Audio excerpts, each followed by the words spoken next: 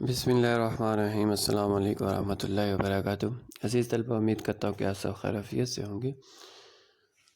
آج جمعۃ المبارک ہے، نبی صلی اللہ علیہ وسلم نے اس کو سید الایام کہا ہے۔ تو اس نبی کریم صلی اللہ علیہ وسلم کے فرمان کے مطابق جمعہ کے روز ایک ایسی گھڑی ہوتی ہے جس میں کی جانے والی ہر دعا قبول ہوتی ہے۔ تو اپنے لیے بہت ساری دعائیں کیجیے گا اور اپنے ملک کے لیے، تاکہ اللہ تعالیٰ ہمیں اس وبا سے ہمیں محفوظ رکھے اور نجات عطا فرمائے۔ ہم نے موضوع شروع کیا ہوا تھا نظریہ پاکستان اور قائد اعظم، اس کے کچھ حصے ہم پڑھ چکے تھے اور باقی جو رہ چکا ہے وہ آج ہم مکمل کریں گے۔ آج صفحہ نمبر 13-14 پر آج کا ہمارا موضوع موجود ہے۔ اس میں سب سے اہم نکات ہے، ان میں احمد آباد میں قائد اعظم رحمۃ اللہ علیہ کا خطاب اور پاکستانی قوم سے خطاب ہے، اس کے بعد اور پاکستانی افسران سے انہوں نے کیا خطاب کیا، اور جو آخر پہ اسٹیٹ بینک کا افتتاح کرتے ہوئے انہوں نے کیا فرمایا۔ تو آئیے ہم اپنے لیکچر کی طرف پڑھتے ہیں۔ تو پیارے بچوں، صفحہ نمبر 14 نکالیے۔ اس میں موجود ہے، تیسری ہیڈنگ ہے 29 دسمبر 1940 کو احمد آباد میں خطاب کرتے ہوئے قائد اعظم نے فرمایا کہ قائد اعظم نے 29 دسمبر 1940 کو احمد آباد میں خطاب کیا تھا، اور اس موقع پر آپ نے فرمایا پاکستان صدیوں سے موجود رہا ہے، شمال مغرب مسلمانوں کا وطن رہا ہے۔ ان علاقوں میں مسلمانوں کی آزاد ریاستیں قائم ہونی چاہیے تاکہ وہ اسلامی شریعت کے مطابق اپنی زندگی بسر کریں۔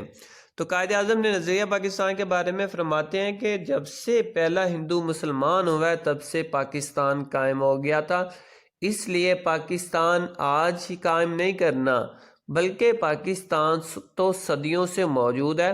جو بر صغیر کے شمال مغربی حصہ ہے، وہاں پر مسلمان آباد ہیں، وہاں پر مسلمانوں کی تعداد زیادہ ہے، اور وہی علاقے مسلمانوں کے وطن ہے، وہی علاقہ مسلمانوں کا وطن ہے۔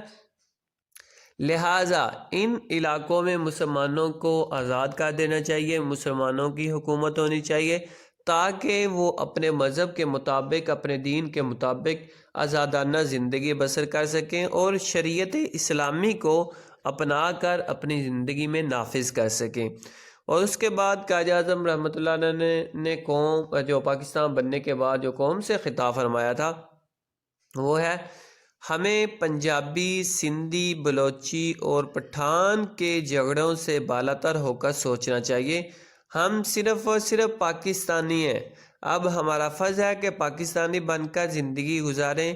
اس کے علاوہ آپ نے اقلیتوں کو مکمل تحفظ دینے اور برابری کے حقوق دینے کا اعلان کیا، یہی اسلام کی بنیادی تعلیم ہے۔ اور اس کے بعد پاکستانی قوم سے خطاب کرتے ہوئے قائد اعظم رحمۃ اللہ نے کہا کہ اب ہمیں پنجابی، سندھی، بلوچی اور پٹھان نہیں بن کر رہنا۔ اگر ہم انہی جھگڑوں میں اب پاکستان بننے کے بعد بھی پڑے رہے تو یا ذات پات کے جو بندھنوں میں جکڑ گئے تو پھر پاکستانی قوم اور ہندوستانی قوم میں کوئی فرق نہیں رہے گا، کیونکہ ہندو قوم جو ہے وہ بھی ذات پات کے بندھنوں میں جکڑی ہوئی ہے، جس کی وجہ سے جو ہندوستان کے وجود کو خطرہ لاحق ہو گیا ہے۔ تو ہمیں بھی جو ذات پات کے بندھنوں سے نکل کر جو ایک قوم، پاکستانی قوم بن کر رہنا ہوگا اگر ہم پاکستان کو مضبوط اور پھلتا پھولتا دیکھنا چاہتے ہیں۔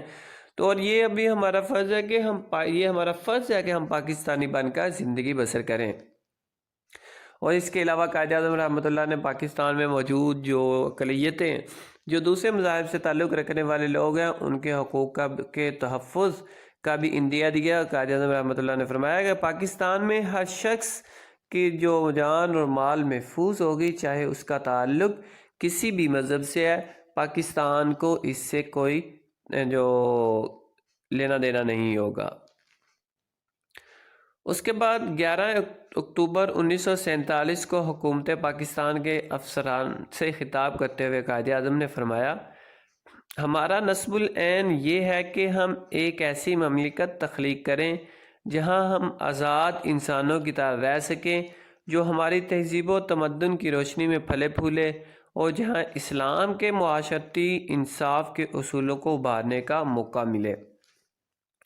تو قائد اعظم رحمۃ اللہ علیہ نے 11 اکتوبر 1947 کو افسران سے خطاب کرتے ہوئے فرمایا کہ ہمیں ایک ایسی ریاست چاہیے، ہم ایک ایسی ریاست تخلیق کرنا چاہتے ہیں، ہم ایک ایسی ریاست بنانا چاہتے ہیں جہاں پر ہمارے اوپر کسی قسم کی کوئی جو پابندیاں نہ ہوں، بلکہ ہم آزاد انسانوں کی طرح وہاں پر زندگی بسر کر سکیں، اور جو ہمارا تمدن ہے، جو ہماری تہذیب ہے اور جو ہماری معاشرت ہے، اس کی روشنی میں یہ ملک ہم جو آگے بڑھانا چاہتے ہیں، اس ملک میں زندگی بسر کرنا چاہتے ہیں، اور انصاف کے جو معاشرتی تقاضے، انصاف کے جو اسلام کے جو انصاف کے معاشرتی تقاضے ہیں، ان کو ہم اس ملک میں جو نافذ کرنا چاہتے ہیں، لہٰذا آپ لوگ ایمانداری کے ساتھ اپنے فرائض سر انجام دیں۔ 1 جولائی 1948 کو قائد اعظم نے اسٹیٹ بینک کا افتتاح کرتے ہوئے فرمایا، مغرب کا معاشی نظام انسانیت کے لیے ناقابل حل مسائل پیدا کر رہا ہے، اور یہ لوگوں کے درمیان انصاف قائم کرنے میں ناکام رہا ہے۔ ہمیں دنیا کے سامنے ایک ایسا معاشی نظام پیش کرنا چاہیے جو اسلام کے صحیح تصور مساوات اور سماجی اصولوں پر مبنی ہو۔ قائد اعظم رحمۃ اللہ نے مغرب کے معاشی نظام کو تنقید کا نشانہ بناتے ہوئے فرمایا کہ مغرب نے جو ہمیں معاشی نظام دیا ہے، یا دنیا کو جو معاشی نظام دیا ہے، اس نے انسانیت کے لیے تباہ کن نتائج پیدا کیے ہیں، اور اب ہمیں مزید اس نظام کے تحت نہیں چلنا چاہیے، بلکہ ہمیں اپنا ایک نیا نظام لے کر آنا چاہیے جو اسلام نے 1400 سال قبل دیا ہے۔ اب وہ نظام ہمیں دنیا کے سامنے پیش کرنا چاہیے، اور جو اسلام کے مطابق ہو، اسلام کے انصاف کے تقاضوں کو مد نظر رکھ کر بنایا جائے اور اسلام کے اصولوں پر مبنی ہو۔ تو ایسا نظام ہمیں دنیا کے سامنے پیش کرنا پڑے گا تاکہ دنیا کے سامنے اسلام کی صحیح جو تصویر ہے وہ واضح ہو جائے۔ تو عزیز طلبہ، یہ تھا قائد اعظم رحمۃ اللہ علیہ کا نظریہ پاکستان کے بارے میں، موقف اور دو قومی نظریہ کے بارے میں، اور پاکستانی قوم سے خطاب۔ تو پیارے بچوں، آج کی ہماری ڈائری ہے نظریہ پاکستان اور قائد اعظم، جو ہم نے پڑھا ہے مکمل۔ یہ آدھا آپ نے پہلے یاد کر لیا اور آدھا آج کر کے مکمل اس کو یاد کرنا ہے۔ اگلے سبق تک کے لیے اپنا بہت سارا خیال رکھیے گا۔ اللہ آپ کا حامی و ناصر ہو، آمین۔